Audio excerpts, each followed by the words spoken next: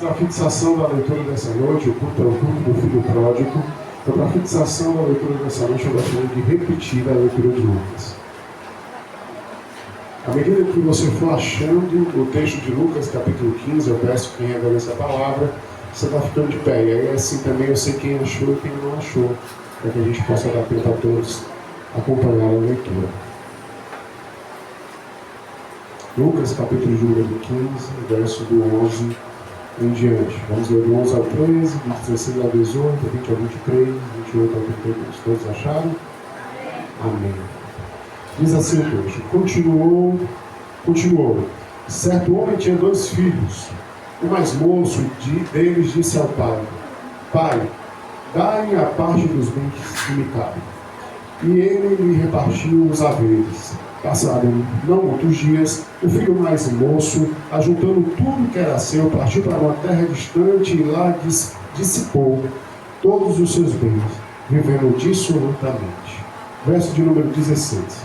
Ali desejava ele fartar-se das alfarrapas dos porcos que os porcos comiam, mas ninguém lhe dava nada. Então, caindo em si, disse: Quantos trabalhadores do meu pai têm pão com fartura e eu aqui morro de fome?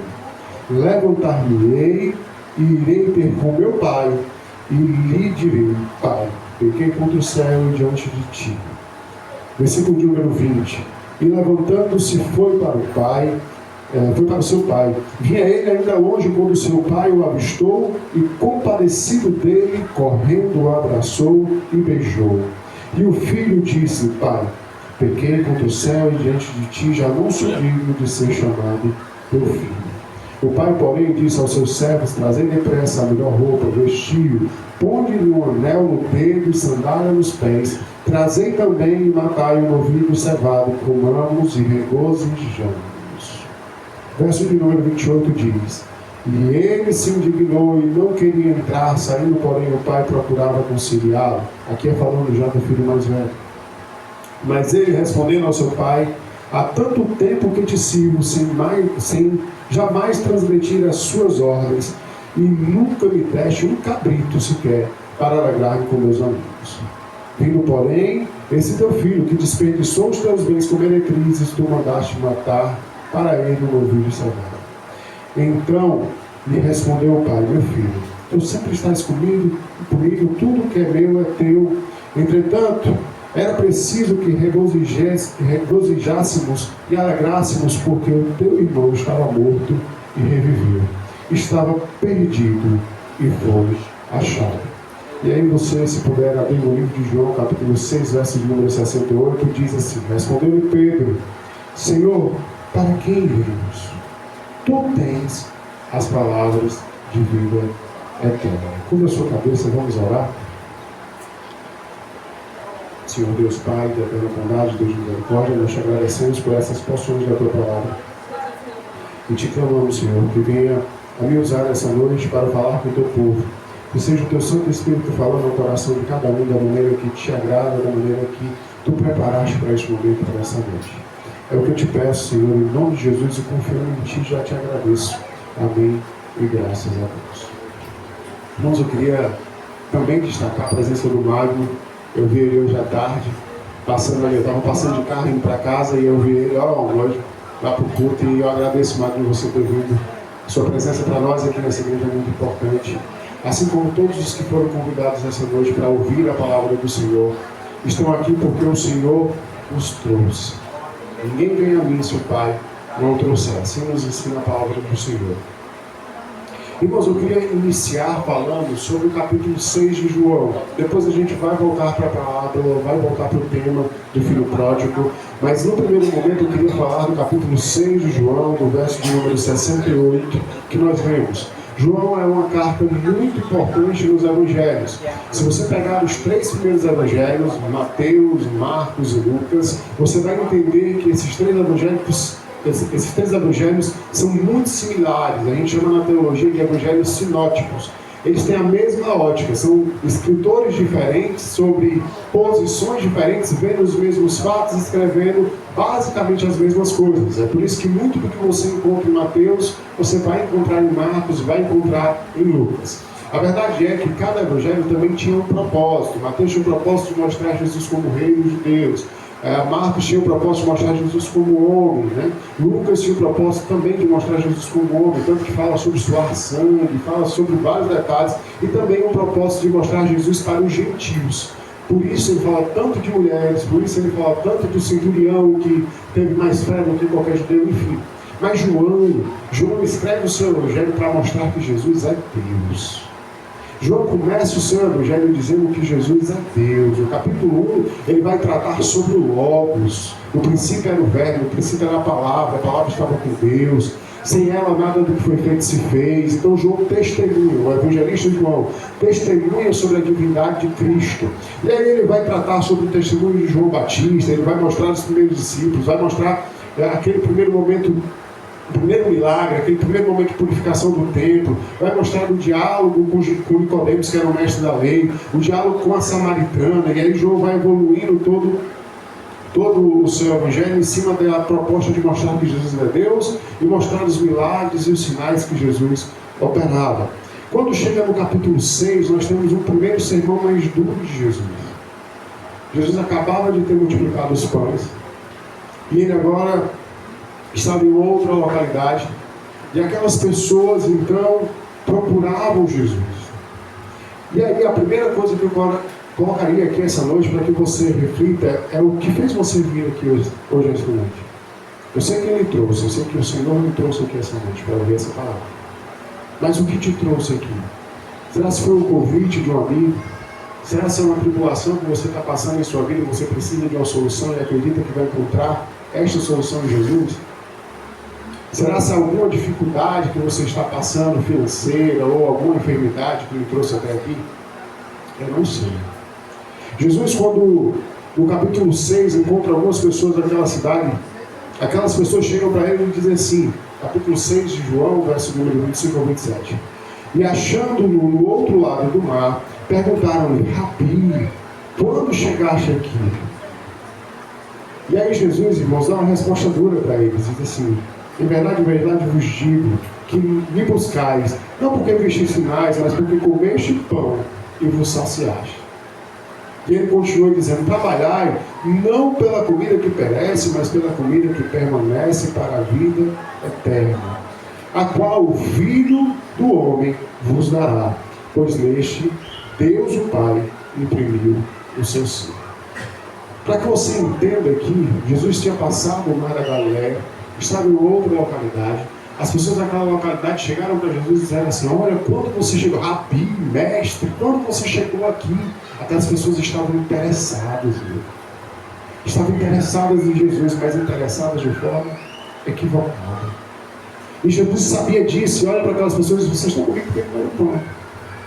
Vocês estão comigo porque foram assistidos socialmente. Irmãos, a igreja tem um papel social importante. Essa congregação, ela também faz o seu papel social, com cestas básicas, com ação social, com doação de roupa, com N coisas. Nós nos ajudamos internamente quando um precisa de outro, nós nos ajudamos. E isso é papel da igreja. Mas esse não é o único papel da igreja. Isso não deve ser o que ele traz aqui essa noite. Talvez você tenha vindo porque você não tinha outra coisa para fazer. Talvez você tenha vindo porque é costume seu vir aos domingos. Porque já está parte do seu dia a dia congregar no domingo.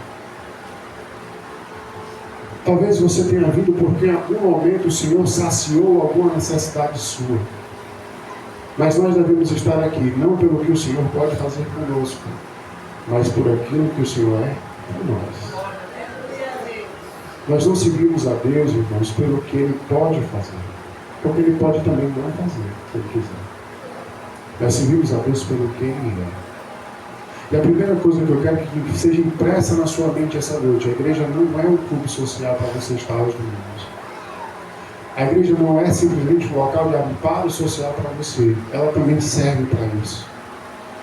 mas ela é o lugar onde você vem prestar culto ao único e verdadeiro Deus, o único digno de todo louvor, adoração e glória.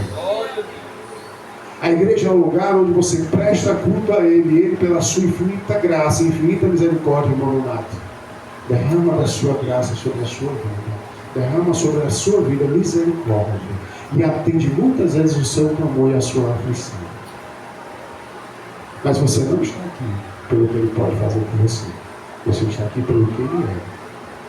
E Ele não lhe trouxe aqui para que você venha aqui simplesmente para um momento de hinos bem tocados, de um louvor bem executado, de uma palavra que vai massagear o seu ego, mas Ele trouxe aqui para perguntar o que te trouxe até aqui, o que faz você congregar, o que faz você buscar servi-lo, o que é servir ao Senhor.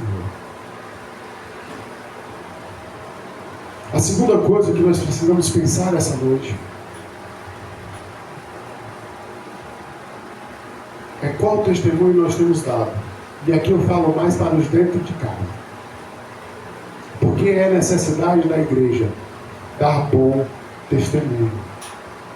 Talvez, olhando para o filho pródigo, faltou do filho pródigo um bom testemunho do seu irmão mais velho. Apesar de nós vermos no texto que aquele homem cumpria as regras como deveria cumprir, faltou naquele homem um cuidado com o seu irmão mais moço de chegar e dizer: para onde você vai? O que é que você vai fazer? Qual o rumo você está tomando para a sua vida? Irmãos, quando eu vou em João 6, no capítulo 6, versículo 60, e depois vou ao 66 e ao 69, eu me deparo com Jesus falando que Ele é o pão da vida descido do céu. E aí Ele fala sobre aqueles que participam do corpo dEle, porque a sua carne é verdadeiro alimento, e o seu sangue é verdadeira bebida. É isso que Ele está falando antes do versículo 60. E os discípulos que estavam ali entenderam que aquela palavra era muito dura. E o versículo 60 diz: muitos, pois, os discípulos, ouvindo isso, disseram: tudo é esse discurso, quem pode ouvir? E o versículo de número 66 diz: por causa disso, muitos dos discípulos voltaram para trás e não andavam mais com Jesus, não andaram mais com Ele. E Jesus olhou para os 12 e disse: vocês querem ir também? É o velho porta da rua se metia da casa, né? Vocês querem ir junto? Pode ir. E Pedro, tomando a palavra, Pedro era o mais velho dos apóstolos, tomando a palavra, ele disse: Senhor, para quem iremos nós? Tu tens a palavra de vida eterna. E nós já temos crido e bem sabemos que Tu és o Santo de Deus. Irmãos, a igreja precisa de pessoas que, como Pedro, se posicionam. E veja que Pedro não diz: para onde eu irei? Pedro diz: para onde iremos? Nós. Pedro se coloca na posição de líder e diz: nós aqui não vamos. Nós aqui não deixaremos de congregar como fazem muitos. Porque essa é uma orientação que está em Hebreus. Nós aqui não deixaremos ao Senhor, por mais que a palavra seja dura. Nós aqui não deixaremos ao Senhor, por mais que alguém dê mau testemunho. Nós aqui olharemos para aquele que é o nosso alvo e seguiremos para o alvo pela herança que nos é prometida. Pedro, nesse momento, olha para os discípulos e diz: nós não iremos. Nós permaneceremos, porque só Tu tens as palavras de vida eterna, porque só Tu és o Santo de Deus. Aleluia. Pedro reconhece em Cristo a pessoa que Cristo é, e olha para aqueles que estão com Ele. Nós não podemos nos desviar, nós não podemos sair do lado deste homem, nós não podemos deixar de servir a Jesus. E essa noite o Senhor te convida a olhar ao seu lado e ver aqueles que estão fracos, aqueles que estão caindo, e dizer: para onde você vai? O que você está fazendo? Olhar como um filho mais velho para o mais moço e dizer: que é isso de querer repartir os bens agora? Nosso pai ainda é vivo. O que é que você quer fazer? Olha o que você está aprontando com a sua vida. É talvez tempo de olhar para aqueles que já saíram e olharem com um olhar de amor, buscá-los e dizer: o que está acontecendo com você? Olha para onde você está andando. Nós precisamos agir dessa forma. Nós precisamos segurar as mãos uns dos outros, para que no momento de fraqueza, um possa erguer o outro. Então cabe à igreja dar bom testemunho. Agora que eu fiz você refletir sobre o que você veio fazer aqui essa noite, o que te trouxe aqui essa noite. Agora que eu falei aos dentro da casa, que nós precisamos ter bom testemunho, segurar a mão uns dos outros. Eu preciso dizer que não há testemunho melhor do que o de Cristo. Não à toa, o apóstolo Paulo, quando diz, me imitem, ele fala, me imitem como eu imito a Cristo. Ele não se estriba, ele não se coloca sobre a sua própria força, mas ele se coloca sobre aquele que é o perfeito, aquele em que você não consegue achar falha, e diz, sede depois meus imitadores como eu sou de Cristo. Isso é uma palavra dura, irmãos, que talvez muitos de nós essa noite não conseguiríamos repetir.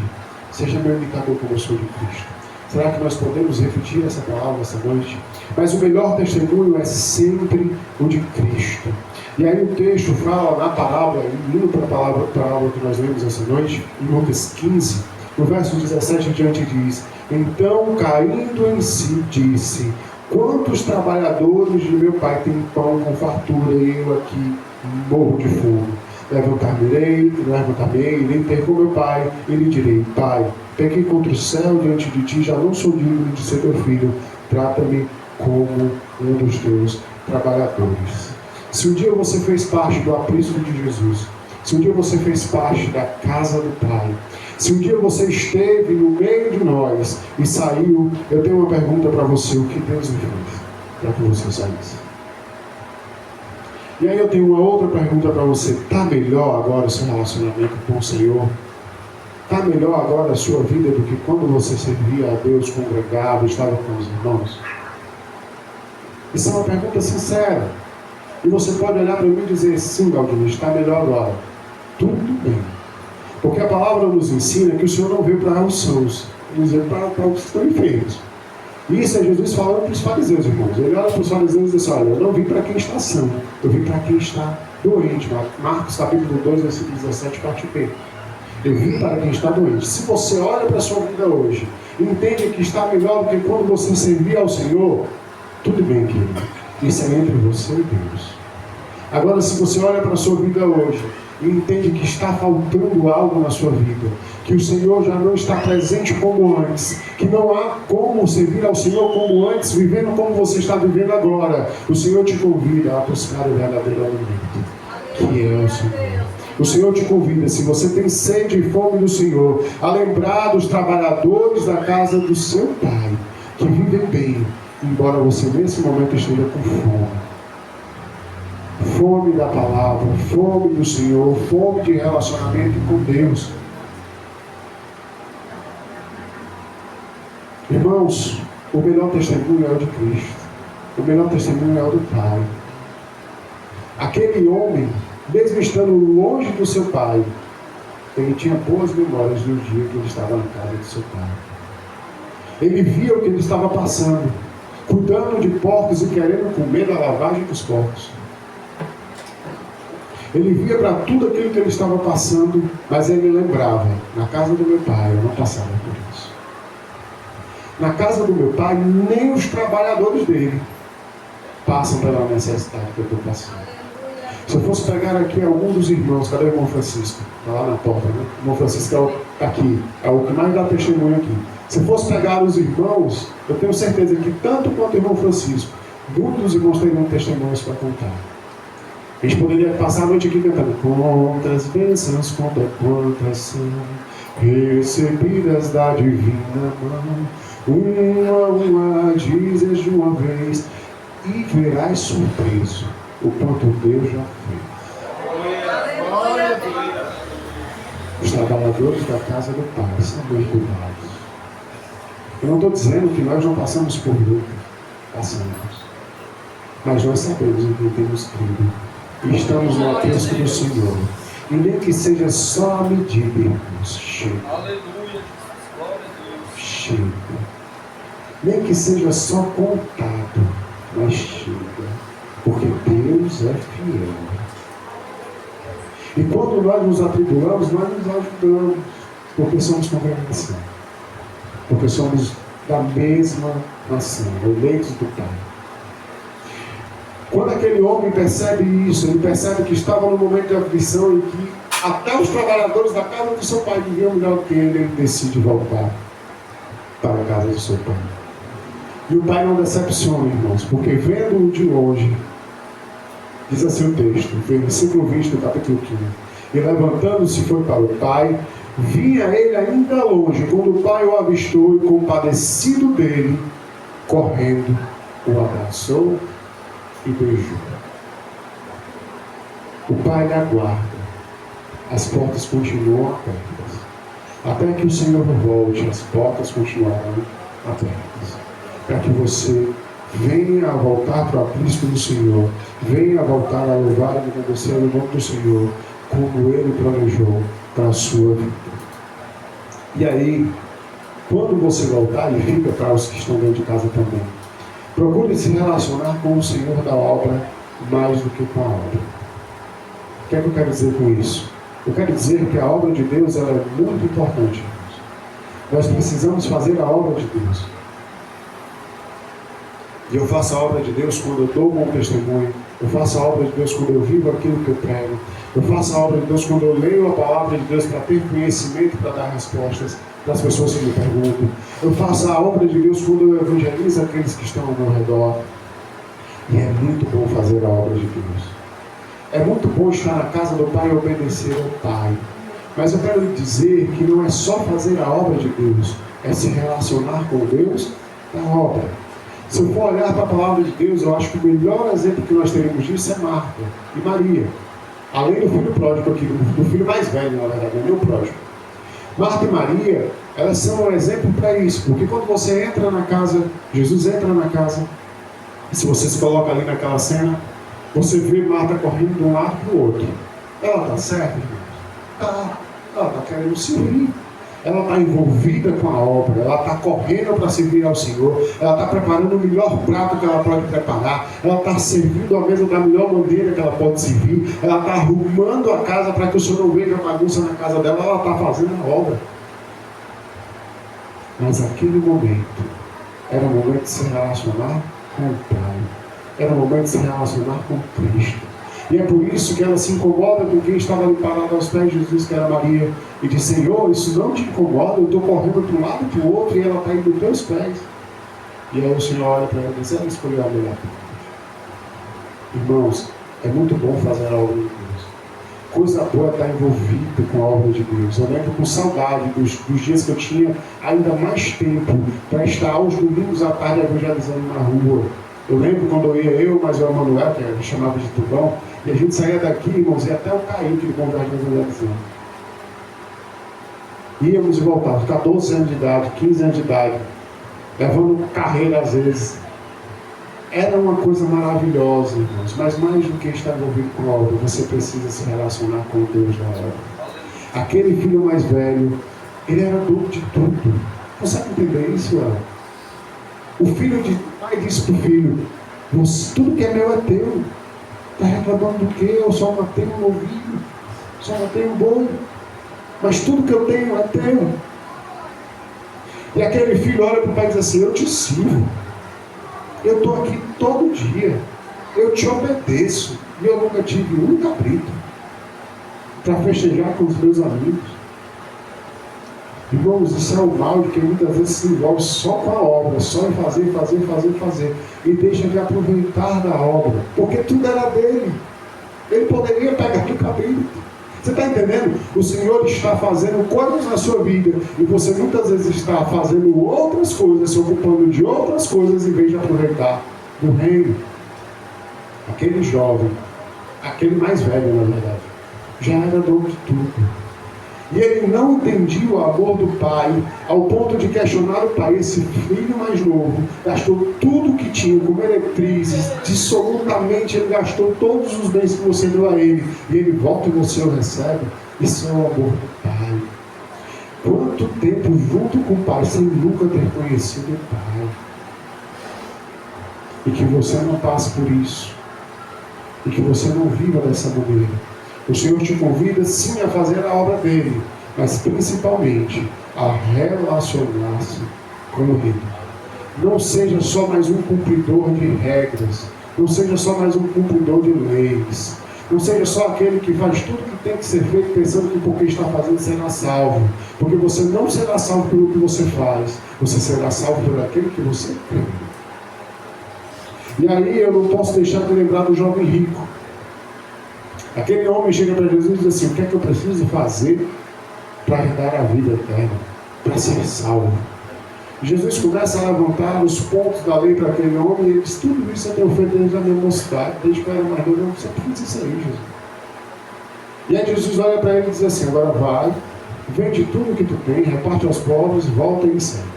E a Bíblia diz que aquele homem saiu triste e foi embora. Sabe por quê, irmãos? Porque cumprir regra é fácil. Está lá a regra dizendo: não matar, não roubar, não prostituir. Cumprir essas regras, por mais que às vezes seja doloroso cumpri-las, seja complicado, mas é regra, você vai lá e cumpre. Tem gente que não mata porque não é preso se matar. Não mata porque ele entende que tem que amar o próximo. Ele não mata com medo da punição da lei. Esse é o grande chama do Evangelho de Cristo. Porque não se trata mais de cumprir a lei com medo do que a lei pode fazer em lhe punir. Se trata de cumprir a lei pelo princípio da lei. Qual é o princípio da lei? Amar a Deus sobre todas as coisas e ao próximo como a si mesmo. Eu não mato, não porque eu tenho medo de ser preso, eu não mato porque eu amo o meu próximo. Eu não usurpo, Robson, do que você tem, não porque eu tenho medo de você me denunciar e eu acabar preso, mas porque é seu, eu quero que Deus abençoe, eu quero que Deus abençoe a sua vida, então eu não vou tomar de você. Esse é o princípio. Aquele jovem sai triste, irmãos, e eu quero acreditar assim, ou pelo menos meu entendimento desse texto, não é porque seria muito complicado se desfazer dos bens dele, é porque aquilo mostrava que ele nunca cumpriu a lei. Repartir o que ele tinha, dar ao seu próximo, amar o seu próximo como a lei pedia, porque não matar, não roubar, não prostituir, não cobiçar as coisas dos outros. O princípio disso tudo é amar o seu próximo. E quando ele vê que ele não conseguiria repartir com o seu próximo os seus bens, ele entendeu que ele não cumpria a lei. E é por isso que ele sai triste. É por isso que ele sai dali cabisbaixo. E para encerrar essa noite, eu quero te dar uma boa notícia. Como foi cantado aqui essa noite, as portas continuam abertas. Como também foi cantado aqui essa noite, lido no texto bíblico, se você regressa à casa do Pai, o Pai está à sua espera. E o Pai que está à sua espera, Ele vai correr ao seu pescoço, vai lhe abraçar, vai lhe beijar e vai mandar trazer para você vestes novas. Vai mandar trazer para você um anel para colocar no seu dedo, sandálias para calçar os seus pés e alimento para você que veio aqui essa noite. E aí, quando eu olho para as coisas que o Pai presenteia, o Filho que está voltando, eu entendo que Deus tem preparado um novo tempo para aqueles que querem compromisso com Ele. Vestes novas, irmãos, é uma nova roupagem, é uma nova estrutura, é uma nova apresentação. É isso que Deus tem preparado para você. É por isso que a Bíblia diz que nós somos novas criaturas em Cristo Jesus. É por isso que a Bíblia te convida a ser nova criatura em Cristo Jesus, a vestir vestes novas, se desfazer daquilo que você fazia antes, das roupas velhas que você tem, para vestir aquilo que o Senhor tem colocado para a sua vida. Então o Senhor te convida a vestir vestes novas. Fala também o texto que o Senhor manda os seus servos ir buscar o anel. Naquele tempo, irmãos, anel era compromisso, como ainda hoje é, anel era compromisso e era também pertencimento a uma família. O Senhor está te convidando a fazer parte da família de Cristo. O Senhor está te convidando essa noite a estar fazendo parte, aliança com Ele, compromisso com Ele, parte do povo de Deus. E aí eu não posso deixar de lembrar de Efésios 6, a armadura da fé, quando eu vejo o Pai dizendo que vai colocar sandálias novas no pé do Filho. Porque sandálias, irmãos, no livro de Efésios capítulo 6, na armadura, é o Evangelho da preparação, a preparação do Evangelho da paz. Nós devemos estar calçados no Evangelho da paz. O Senhor disse que Ele quer que você seja uma nova criatura. O Senhor disse que quer compromisso com você através da veste, através do anel. dos símbolos que estão aqui, mas o Senhor também diz que Ele quer que você ande em um novo caminho. Ele está lhe dando sapatos, calçados do Evangelho da paz, para que você não se desvie mais do caminho do Senhor, para que você esteja calçado no Evangelho da salvação. E talvez o mais esperado por aquele filho, porque foi aquilo que mais doeu nele, né? Foi a fome. O novilho cevado. O novilho cevado, irmãos, o boi cevado é o boi gordo. É o boi que está no ponto de ser abatido para virar churrasco. E eu gosto de churrasco, não é? Ora, não. Você que falou, todo mundo viu, não disse nada, né? Quem não gosta, né? De uma boa carne bem preparada. O Senhor tem o melhor para a sua vida. O Senhor tem o novinho todo para a sua vida. Mas quando eu falo isso, eu não estou falando simplesmente do material. O Senhor pode fazer você prosperar, irritar, enfim, pode te dar uma casa nova, um carro novo. Mas você lembra o que a gente falou lá no começo? O que a gente te traz aqui? Não é o que Ele pode te dar, é o que Ele é. E viver o reino a partir de hoje é viver um pedaço do céu.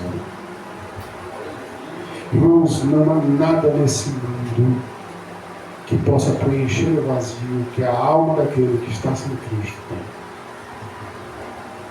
Não há nada nesse mundo melhor do que servir a Deus. Tudo aquilo que o Senhor pede para que você faça, tudo aquilo que o Senhor pede para que você deixe, tudo aquilo que você é instruído por Deus a não fazer, é o melhor para a sua vida. Ainda que pareça que as pessoas lá fora estão em um momento mais alegre, mais afortunado que o seu, só o fato de que Cristo Jesus está em sua vida já te torna mais que vencedor. É a certeza de que a vitória virá. Mesmo que a vitória não seja exatamente o que eu pensei, mas eu sei que sempre será o melhor para a minha vida. Porque a Bíblia Sagrada atesta, e a palavra de Deus não mente, que todas as coisas cooperam para o bem daqueles que amam a Deus. Eu peço que você curva a sua cabeça onde você está. Eu vou fazer uma oração. E eu quero que nesse momento você reflita sobre esse sermão. Lembre o que lhe trouxe até aqui. Veja se ainda é a mesma razão que lhe faz permanecer aqui essa noite. Que você possa entender aquilo que Deus tem preparado para você e o compromisso que Deus tem com a sua vida. Para que então você possa servir melhor. Curva a sua cabeça. Senhor Deus, Pai de eterna bondade, eu te agradeço. Porque tudo o que tu preparaste para essa noite foi falado. E aquilo que eu podia falar, aquilo que eu podia expressar sobre a tua palavra já foi ministrado aos corações essa noite. Agora com o teu Santo Espírito. Agora com o teu Espírito Santo que convence da verdade, da justiça e do juízo. Então eu te rogo, Senhor, que os corações quebrantados não consigam resistir ao mover do Espírito essa noite. E que teu Espírito sopre sobre a vida de cada um. Aqueles que estão de pé, que cuidem para que permaneçam em pé. Aqueles que estão fraquejando, que nós possamos ajudar a ficarem de pé. E aqueles que porventura em algum momento da trajetória caíram, Senhor, traz de volta e levanta. É o que eu te peço, confio e te agradeço. Amém. E graças a Deus.